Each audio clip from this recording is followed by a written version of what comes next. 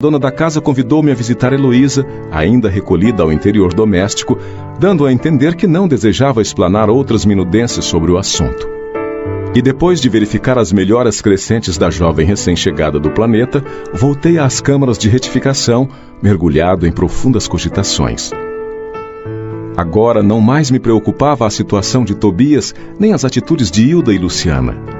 Impressionava-me, sim, a imponente questão da fraternidade humana.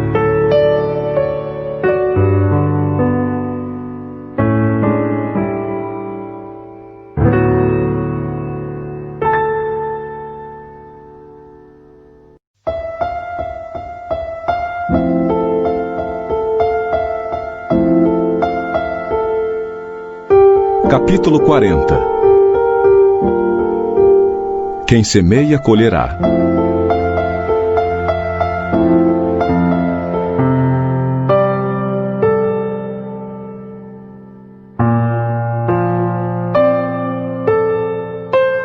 Eu não sabia explicar a grande atração pela visita ao departamento feminino das câmaras de retificação. Falei a Narcisa do meu desejo, prontificando-se ela a satisfazer-me. Quando o pai nos convoca a determinado lugar, disse bondosa, é que lá nos aguarda alguma tarefa. Cada situação na vida tem finalidade definida. Não deixe de observar este princípio em suas visitas aparentemente casuais. Desde que nossos pensamentos visem à prática do bem, não será difícil identificar as sugestões divinas. No mesmo dia, a enfermeira acompanhou-me à procura de Nemésia, prestigiosa cooperadora naquele setor de serviço. Não foi difícil encontrá-la. Filas de leitos muito alvos e bem cuidados exibiam mulheres que mais se assemelhavam a frangalhos humanos. Aqui e ali, gemidos lancinantes. Acolá, angustiosas exclamações. Nemésia, que se caracterizava pela mesma generosidade de Narcisa, falou com bondade. O amigo deve estar agora habituado a estes cenários. No departamento masculino, a situação é quase a mesma. E fazendo um gesto significativo, a companheira acentuou. Narcisa, faça o obséquio de acompanhar nosso irmão e mostrar os serviços que julgar convenientes ao aprendizado dele. Fiquem à vontade. Minha amiga e eu comentávamos a vaidade humana, sempre atida aos prazeres físicos, enumerando observações e ensinamentos quando atingimos o pavilhão 7. Localizavam-se ali algumas dezenas de mulheres em leitos separados, um a regular distância. Estudava eu a fisionomia das enfermas quando fixei alguém que me despertou mais viva a atenção. Quem seria aquela mulher amargurada de aparência original? Velhice que parecia prematura tipificava-lhe o semblante, em cujos lábios pairava um ricto misto de ironia e resignação. Os olhos embaciados e tristes mostravam-se defeituosos. Memória inquieta, coração oprimido, em poucos instantes localizei-a no passado. Era Elisa. Aquela mesma Elisa que conhecera nos tempos de rapaz. Estava modificada pelo sofrimento, mas não podia ter quaisquer dúvidas. Lembrei perfeitamente o dia em que ela, humilde, penetrara em nossa casa, levada por velha amiga de minha mãe, que aceitou as recomendações trazidas, admitindo-a para os serviços domésticos. A princípio, o ritmo comum, nada de extraordinário. Depois, a intimidade excessiva de quem abusa da faculdade de mandar e da condição de servir alguém. Elisa pareceu-me bastante leviana, e quando a sós comigo comentava sem escrúpulos certas aventuras da sua mocidade, agravando com isso a irreflexão de nossos pensamentos. Recordei o dia em que minha genitora me chamou a conselhos justos. Aquela intimidade, dizia, não ficava bem. Era razoável que dispensássemos à serva generosidade afetuosa, mas convinha pautar nossas relações com sadio critério. Entretanto, estouvadamente, levara eu muito longe a nossa camaradagem. Sob enorme angústia moral, abandonou Elisa mais tarde a nossa casa, sem coragem de me lançar em rosto qualquer acusação. E o tempo passou, reduzindo o fato em meu pensamento a episódio fortuito da existência humana. No entanto, o episódio, como alguma coisa da vida, estava também vivo. À minha frente tinha Elisa agora vencida e humilhada. Por onde vivera a mísera criatura tão cedo atirada a doloroso capítulo de sofrimentos? Donde vinha? Naquele caso, não me defrontava o Silveira perto de quem pudera repartir o débito com meu pai. A dívida agora era inteiramente minha. Cheguei a tremer envergonhado da exumação daquelas reminiscências, mas, qual criança ansiosa de perdão pelas faltas cometidas, dirigi-me a Narcisa, pedindo orientação. Eu mesmo me admirava da confiança que aquelas santas mulheres me inspiravam. Talvez nunca tivesse coragem de pedir ao ministro Clarencio as elucidações que pedira à mãe de Lísias, e possivelmente outra seria minha conduta naquele instante se tivesse Tobias a meu lado. Considerando que a mulher generosa e cristã é sempre mãe, voltei-me para a enfermeira confiando mais que nunca. Narcisa, pelo olhar que me endereçou, parecia tudo compreender. Comecei a falar contendo o pranto, mas a certa altura da confissão, penosa, minha amiga obtemperou. Não precisa continuar. Adivinho o epílogo da história. Não se entregue a pensamentos destrutivos. Conheço o seu martírio moral de experiência própria. Entretanto, se o Senhor permitiu que reencontrasse agora esta irmã, é que já o considera em condições de resgatar a dívida. Vendo a minha indecisão, prosseguiu. Não tema. Aproxime-se dela e reconforte-a. Todos nós, meu irmão, encontramos no caminho os frutos do bem ou do mal que semeamos. Esta afirmativa não é frase doutrinária, é realidade universal. Tenho colhido muito proveito de situações iguais a esta. Bem-aventurados os devedores em condições de pagar. E, percebendo-me a resolução firme de empreender o necessário ajuste de contas, acentuou. Vamos!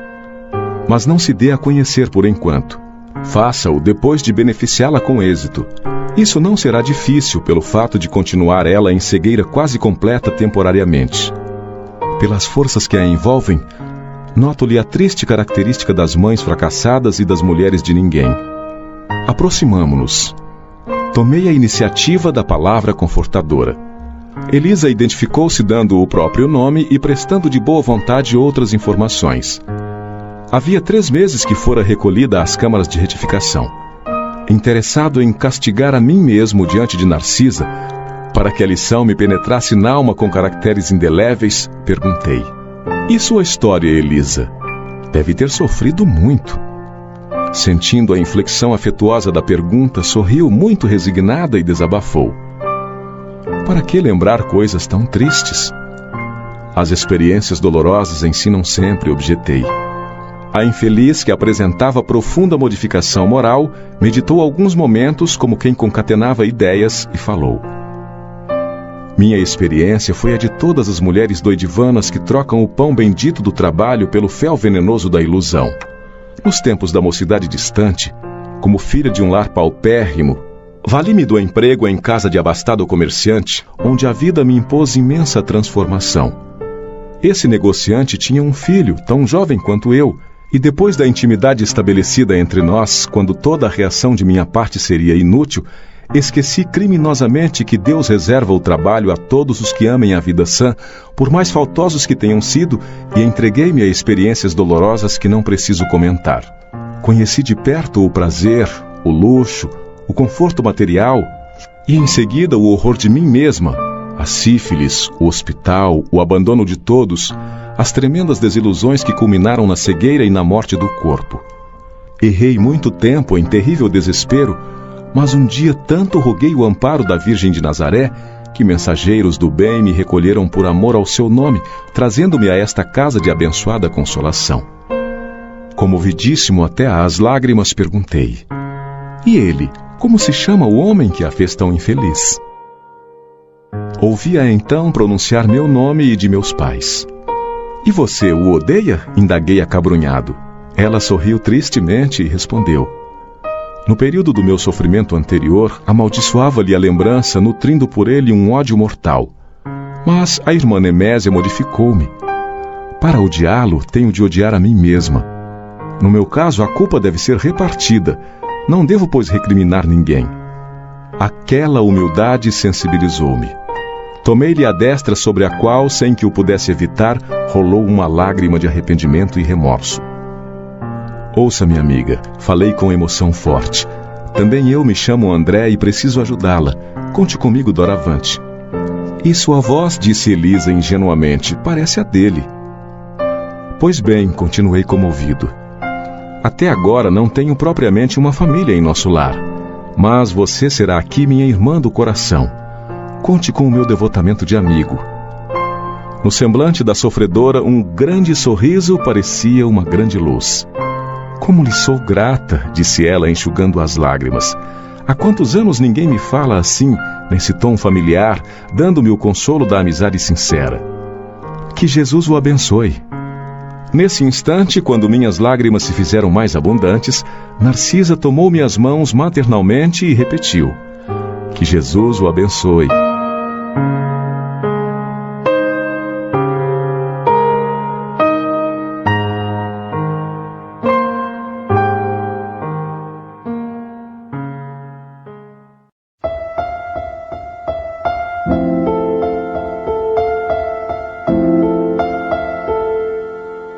Capítulo 41. Convocados à luta.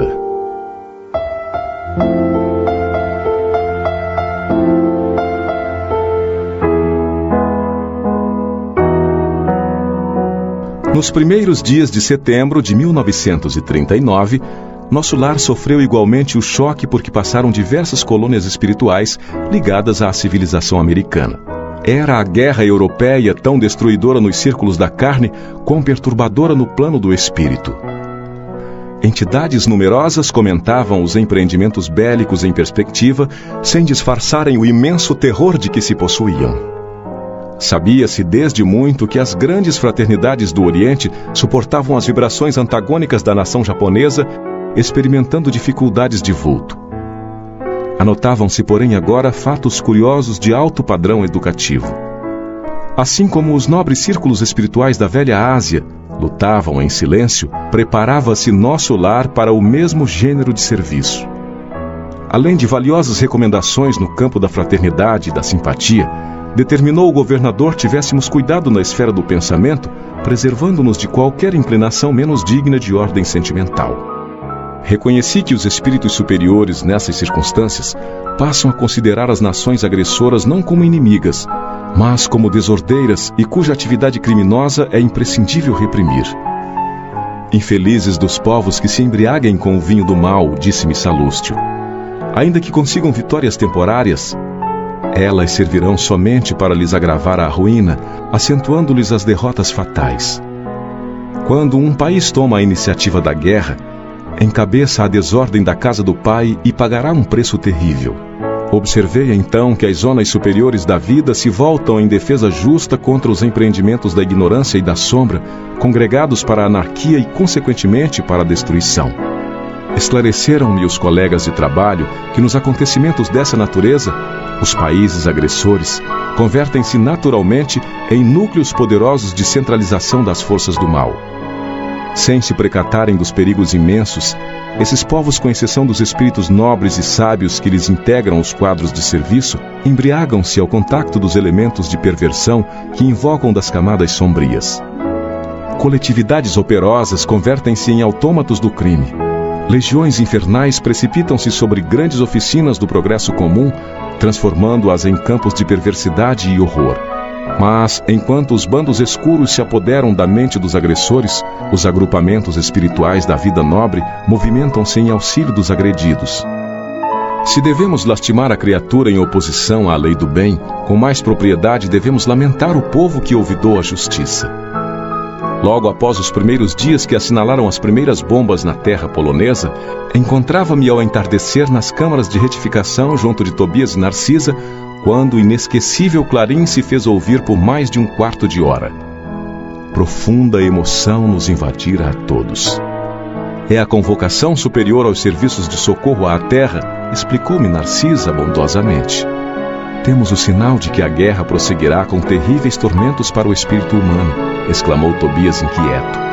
Embora à distância, toda a vida psíquica americana teve na Europa a sua origem.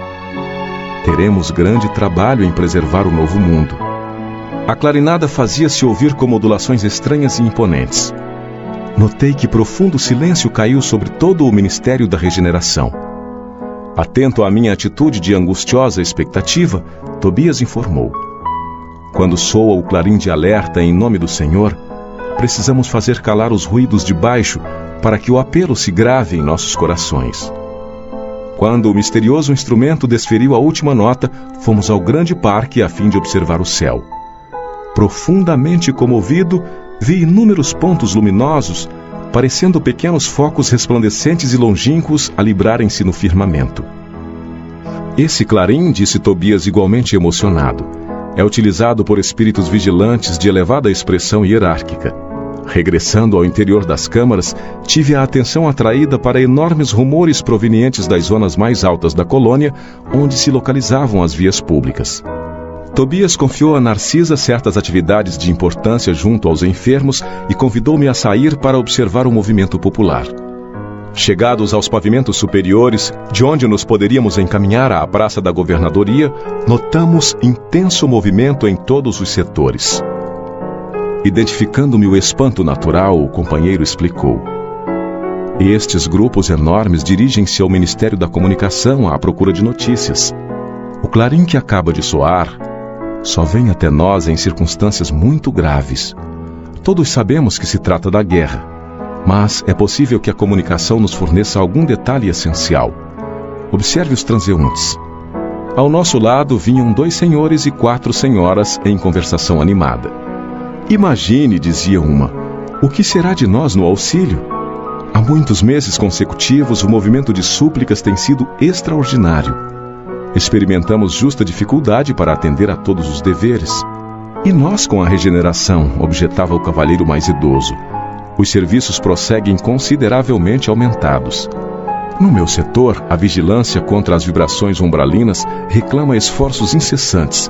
Estou avaliando o que virá sobre nós. Tobias segurou-me o braço de leve e exclamou: adiantemo-nos um pouco. Ouçamos o que dizem outros grupos.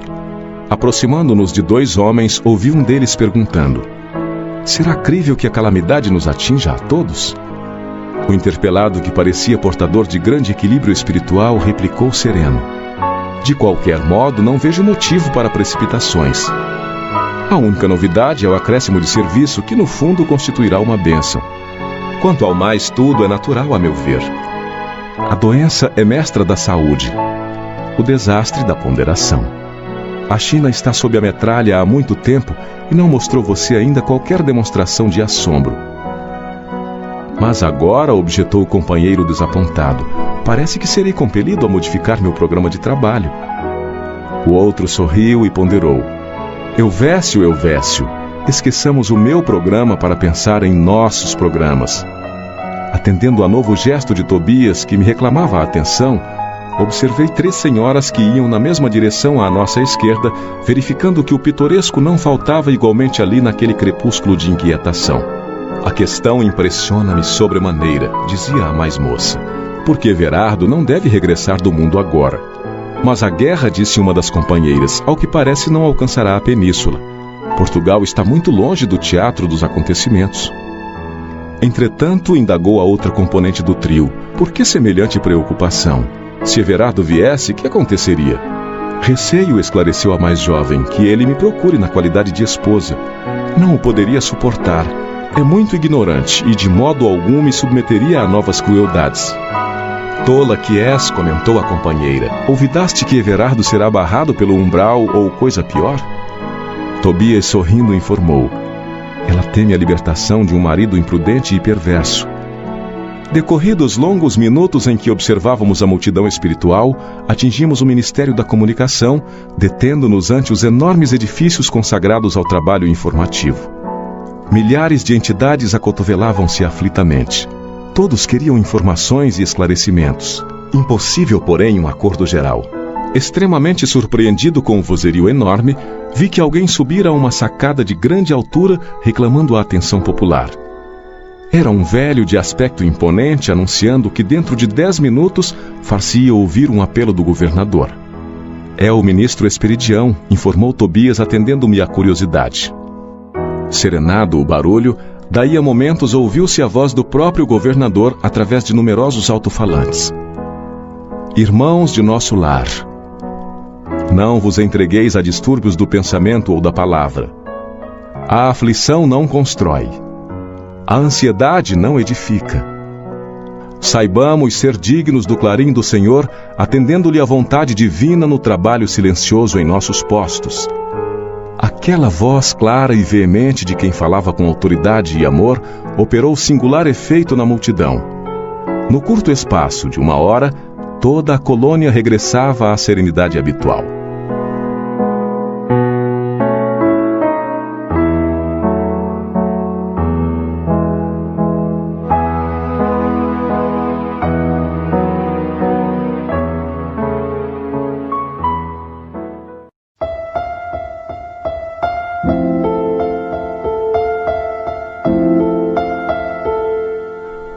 Capítulo 42. A palavra do governador.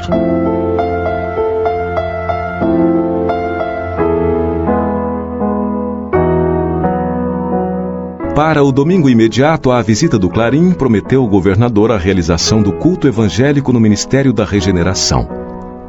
O objetivo essencial da medida, esclareceu Narcisa, seria a preparação de novas escolas de assistência no auxílio e núcleos de adestramento na regeneração. Precisamos organizar, dizia ela, determinados elementos para o serviço hospitalar urgente, embora o conflito se tenha manifestado tão longe, bem como exercícios adequados contra o medo. Contra o medo? Acrescentei admirado. Como não? Objetou a enfermeira atenciosa. Talvez estranhe, como acontece a muita gente, a elevada porcentagem de existências humanas estranguladas simplesmente pelas vibrações destrutivas do terror, que é tão contagioso como qualquer moléstia de perigosa propagação. Classificamos o medo como dos piores inimigos da criatura, por alojar-se na cidadela da alma, atacando as forças mais profundas. Observando-me a estranheza, continuou: não tenha dúvida. A governadoria, nas atuais emergências, coloca o treinamento contra o medo muito acima das próprias lições de enfermagem. A calma é garantia do êxito. Mais tarde compreenderá tais imperativos de serviço. Não encontrei argumento de contestação para retrucar.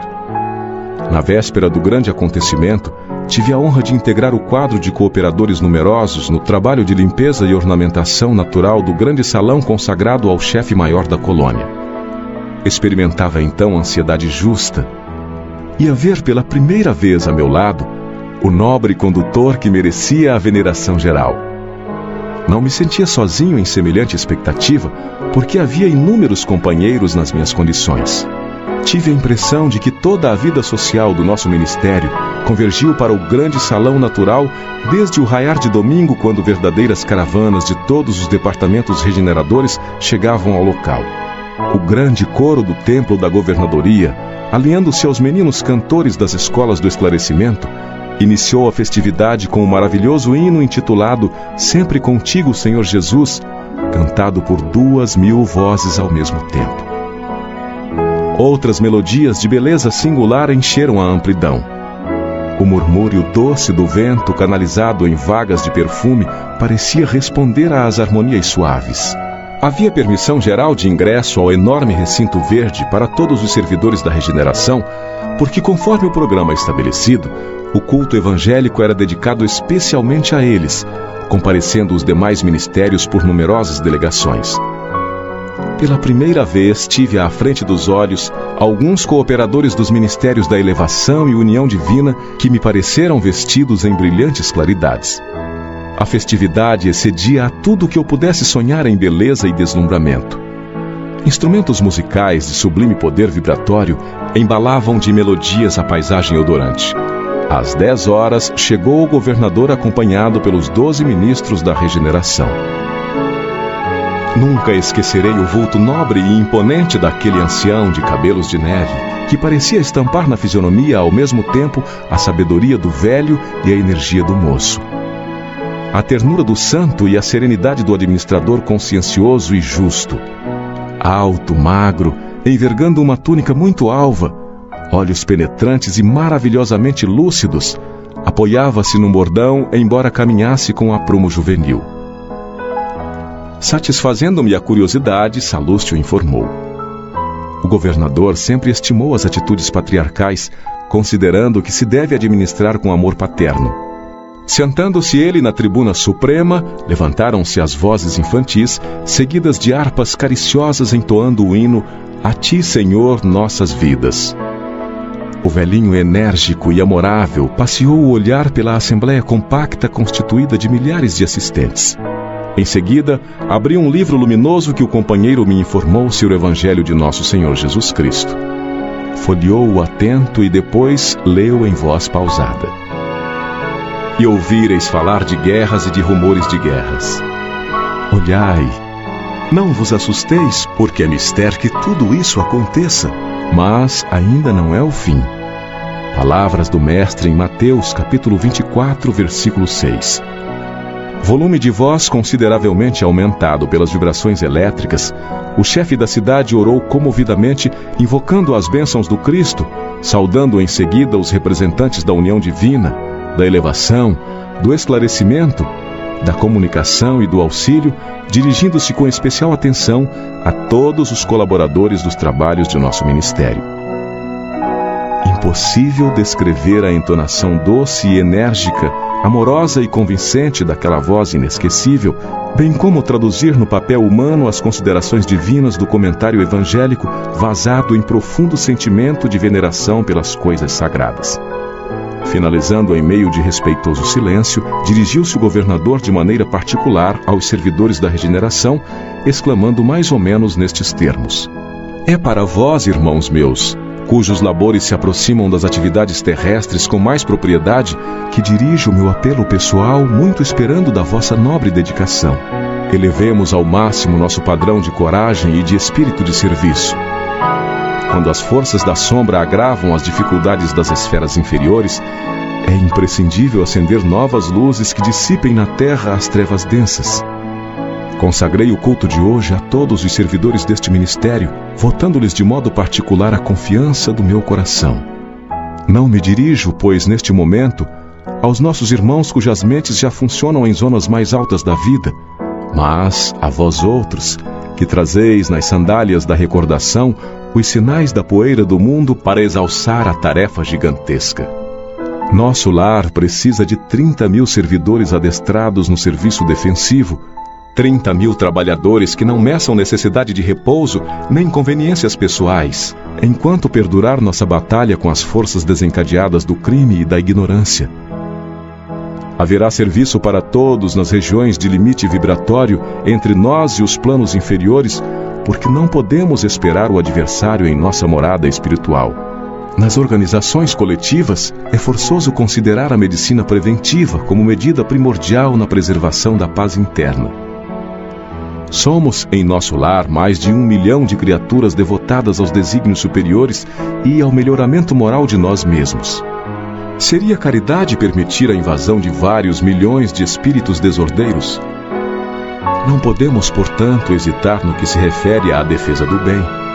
Sei que muitos de vós recordais neste instante o grande crucificado. Sim, Jesus entregou-se à turba de amotinados e criminosos por amor à redenção de todos nós, mas não entregou o mundo à desordem e ao aniquilamento. Todos devemos estar prontos para o sacrifício individual, mas não podemos entregar nossa morada aos malfeitores. Lógico que a nossa tarefa essencial é de confraternização e paz, de amor e alívio aos que sofrem. Claro que interpretaremos todo o mal como desperdício de energia e todo o crime como enfermidade da alma. Entretanto, nosso lar é um patrimônio divino que precisamos defender com todas as energias do coração. Quem não sabe preservar, não é digno de usufruir. Preparemos, pois, legiões de trabalhadores que operem esclarecendo e consolando na terra, no umbral e nas trevas, em missões de amor fraternal. Mas precisamos organizar neste ministério, antes de tudo, uma legião especial de defesa que nos garanta as realizações espirituais em nossas fronteiras vibratórias. Assim, continuou a discorrer por longo tempo, encarecendo providências de caráter fundamental, tecendo considerações que jamais conseguiria aqui descrever. Ultimando os comentários, repetiu a leitura do versículo de Mateus, invocando de novo as bênçãos de Jesus e as energias dos ouvintes para que nenhum de nós recebesse dádivas em vão. Comovido e deslumbrado, ouvi as crianças entoarem o hino que a ministra veneranda intitulara A Grande Jerusalém. O governador desceu da tribuna sob vibrações de imensa esperança. E foi então que brisas cariciosas começaram a soprar sobre as árvores, trazendo talvez de muito longe pétalas de rosas diferentes, em maravilhoso azul que se desfaziam de leve ao tocar nossas frontes, enchendo-nos o coração de intenso júbilo.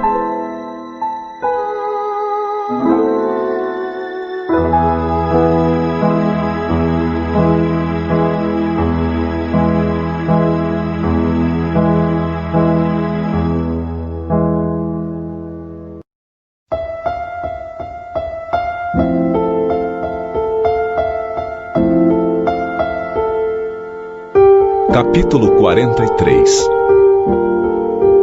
Em conversação.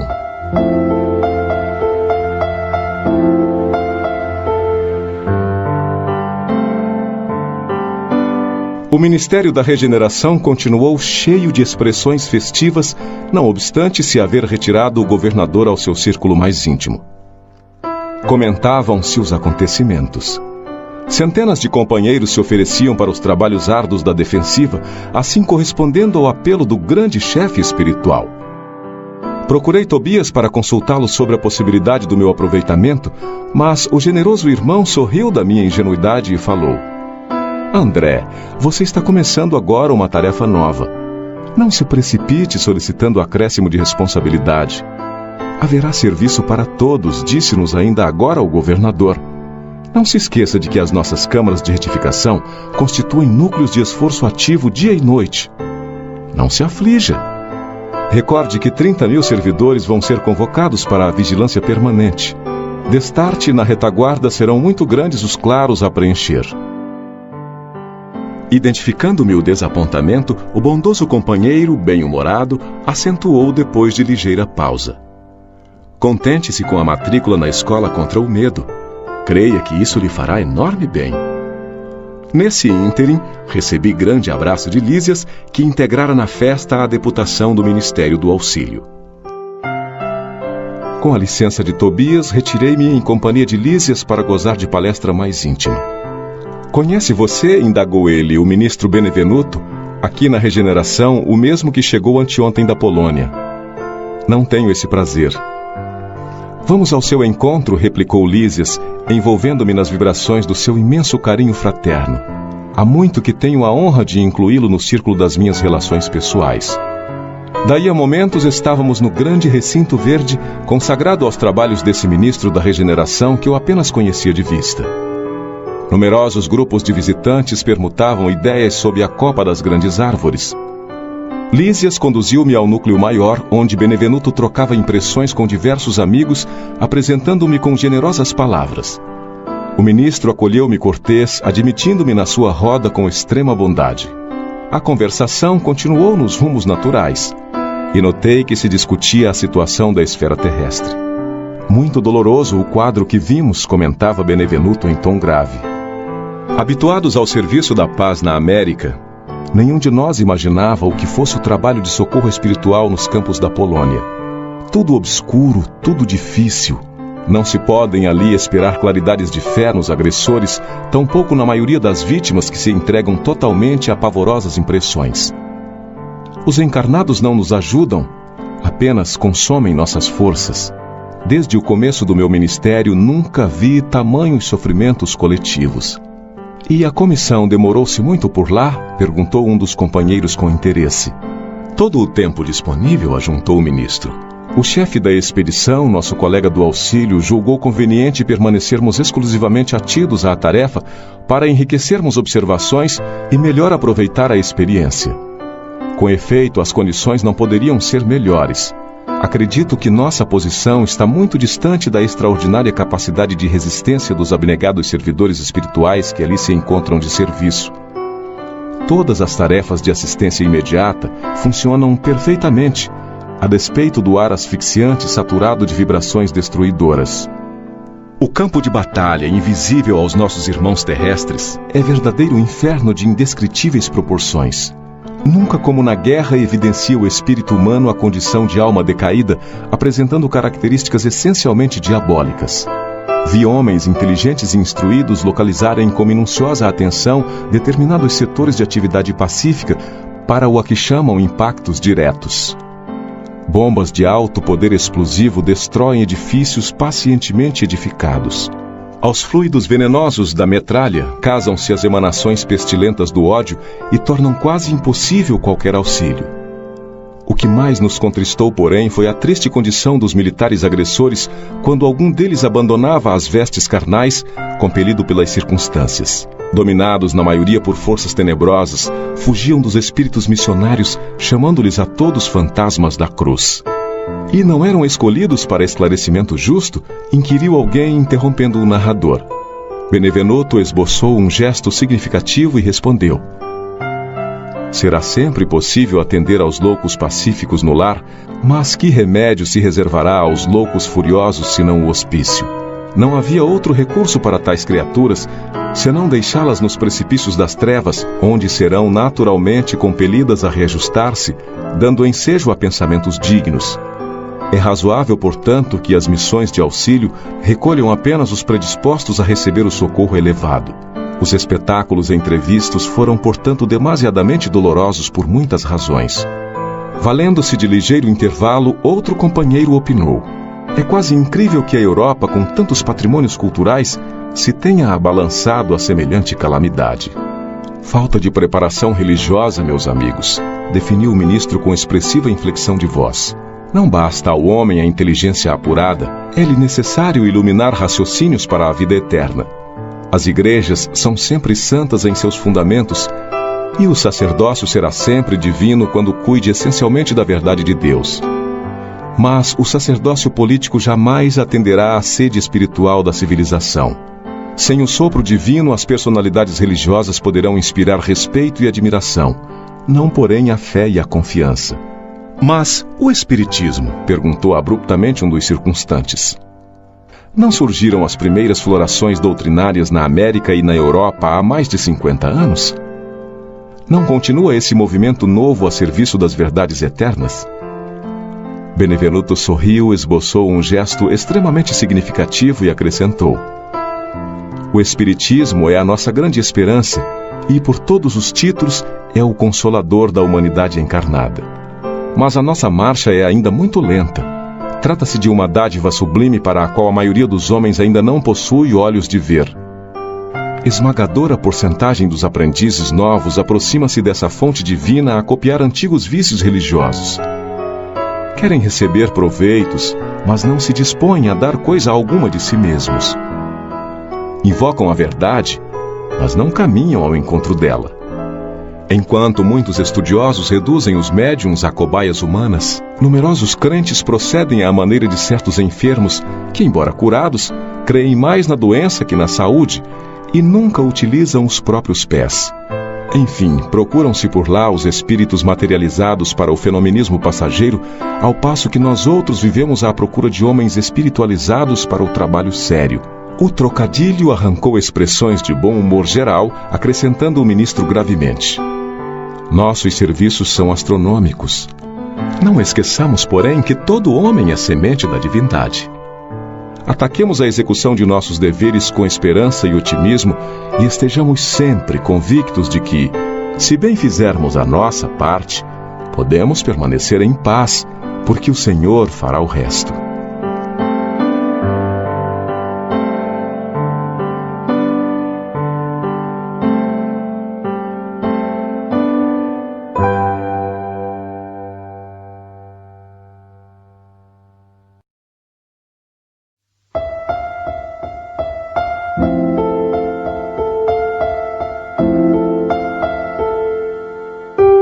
Capítulo 44.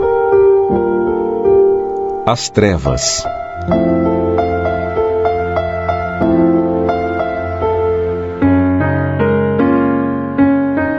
Enriquecendo as alegrias da reunião, Lísias deu-me a conhecer novos valores da sua cultura e sensibilidade. Dedilhando com maestria as cordas da cítara, fez-nos lembrar velhas canções e melodias da terra. Dia verdadeiramente maravilhoso. Sucediam-se júbilos espirituais como se estivéssemos em pleno paraíso. Quando me vi a sós com o bondoso enfermeiro do auxílio, procurei transmitir-lhe minhas sublimes impressões. Não tenha dúvida, disse sorrindo. Quando nos reunimos àqueles a quem amamos, ocorre algo de confortador e construtivo em nosso íntimo. É o alimento do amor, André. Quando numerosas almas se congregam no círculo de tal ou qual atividade, seus pensamentos se entrelaçam, formando núcleos de força viva, através dos quais cada um recebe seu quinhão de alegria ou sofrimento da vibração geral. É por essa razão que no planeta o problema do ambiente é sempre fator ponderável no caminho de cada homem.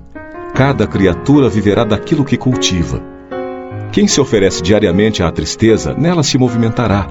Quem enaltece a enfermidade, sofrer-lhe-á o dano. Observando-me a estranheza, concluiu: não há nisto mistério, é lei da vida, tanto nos esforços do bem como nos movimentos do mal. Das reuniões de fraternidade, de esperança, de amor e de alegria, sairemos com a fraternidade, a esperança, o amor e a alegria de todos. Mas de toda a assembleia de tendências inferiores em que predominam o egoísmo, a vaidade ou o crime, sairemos envenenados com as vibrações destrutivas desses sentimentos. Tem razão, exclamei comovido. Vejo nisso igualmente os princípios que regem a vida nos lares humanos. Quando há compreensão recíproca, vivemos na antecâmara da ventura celeste. E, se permanecemos em desentendimento e maldade, temos o inferno vivo. Lísias teve uma expressão de bom humor, confirmando a sorrir. Foi então que me lembrei de interpelá-lo sobre uma coisa que de algumas horas me torturava a mente.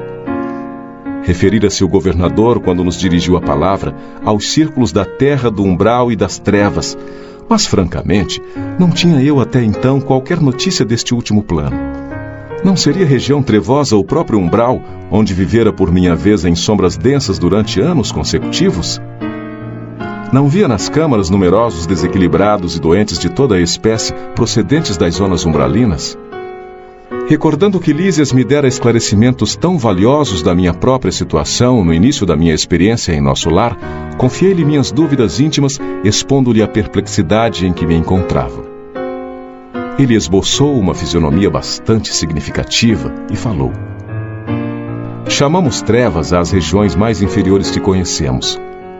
Considere as criaturas como itinerantes da vida. Alguns poucos seguem resolutos, visando ao objetivo essencial da jornada. São os espíritos nobilíssimos que descobriram a essência divina em si mesmos, marchando para o alvo sublime sem vacilações. A maioria, no entanto, estaciona. Temos então a multidão de almas que demoram séculos e séculos recapitulando experiências. Os primeiros seguem por linhas retas.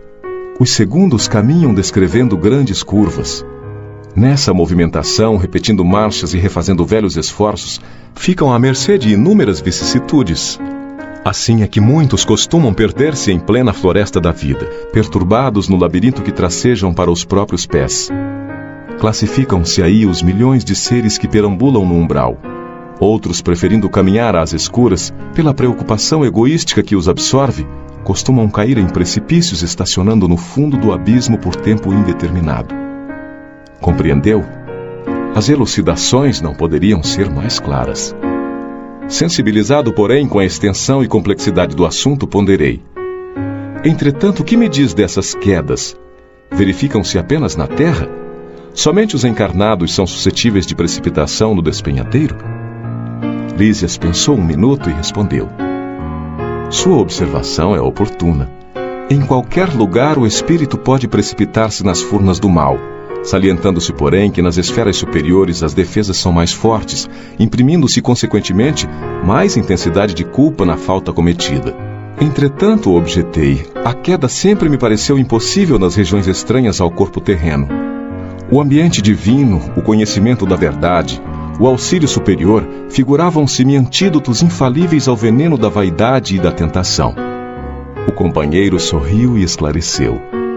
O problema da tentação é mais complexo. As paisagens do planeta terrestre estão cheias de ambiente divino, conhecimento da verdade e auxílio superior.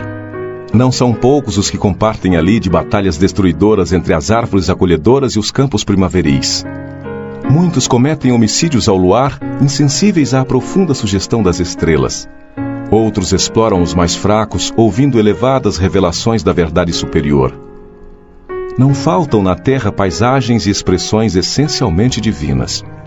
As palavras do enfermeiro calavam-me fundo no espírito. De fato, em geral, os guerreiros estimam a destruição na primavera e no estio.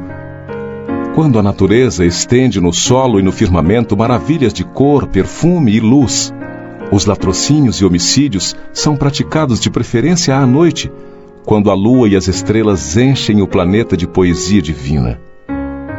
A maioria dos verdugos da humanidade constitui-se de homens eminentemente cultos que desprezam a inspiração divina. Renovando minha concepção referente à queda espiritual, acrescentei: contudo, Lísias, poderá você dar-me uma ideia de localização dessa zona de trevas? Se o umbral está ligado à mente humana, onde ficará semelhante lugar de sofrimento e pavor? Há esferas de vida em toda parte, disse ele solícito. O vácuo sempre há de ser mera imagem literária. Em tudo há energias viventes, e cada espécie de seres funciona em determinada zona da vida. Depois de pequeno intervalo em que me pareceu meditar profundamente, continuou: naturalmente, como aconteceu a nós outros, você situou como região de existência, além da morte do corpo, apenas os círculos a se iniciarem da superfície do globo para cima, esquecido do nível para baixo. A vida, contudo, palpita na profundeza dos mares e no âmago da terra. Além disso, há princípios de gravitação para o espírito, como se dá com os corpos materiais. A terra não é somente o campo que podemos ferir ou menosprezar a nosso bel prazer. É a organização viva, possuidora de certas leis que nos escravizarão ou libertarão segundo nossas obras. É claro que a alma esmagada de culpas não poderá subir à tona do lago maravilhoso da vida. Resumindo, devo lembrar que as aves livres ascendem às alturas.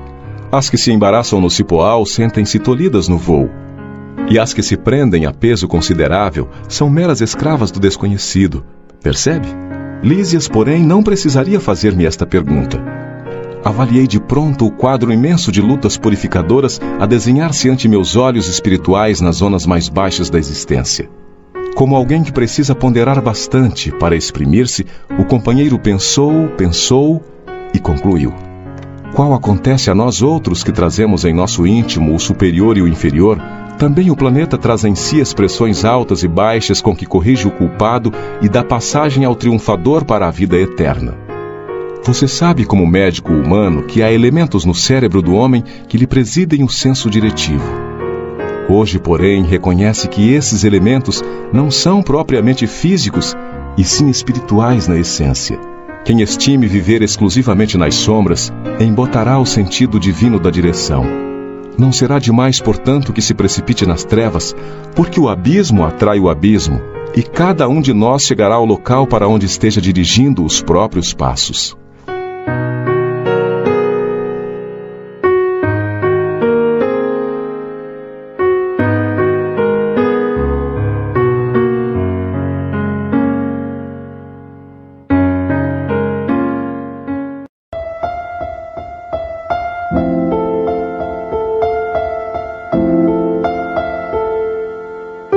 Capítulo 45. No campo da música.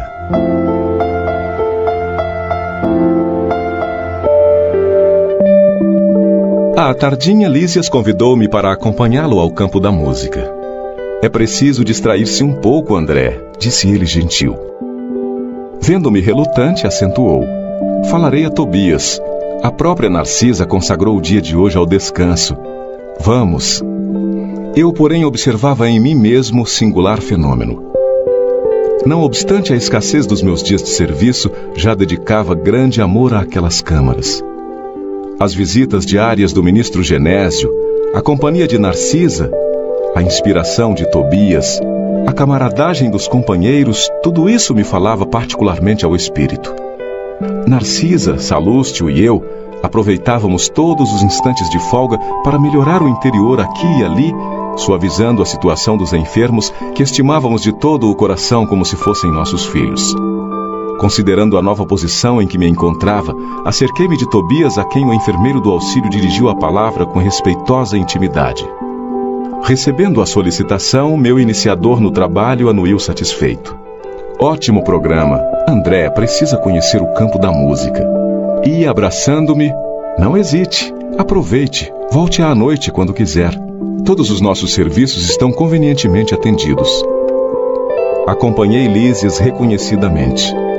Atingindo-lhe a residência no Ministério do Auxílio, tive a satisfação de rever a senhora Laura e informar-me quanto ao regresso da abnegada mãe de Heloísa, que deveria regressar do planeta na próxima semana.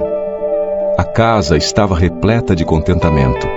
Havia mais beleza no interior doméstico, novas disposições no jardim. Despedindo-nos, a dona da casa me abraçou e falou bem-humorada. Então, doravante, a cidade terá mais um frequentador para o campo da música. Tome cuidado com o coração. Quanto a mim...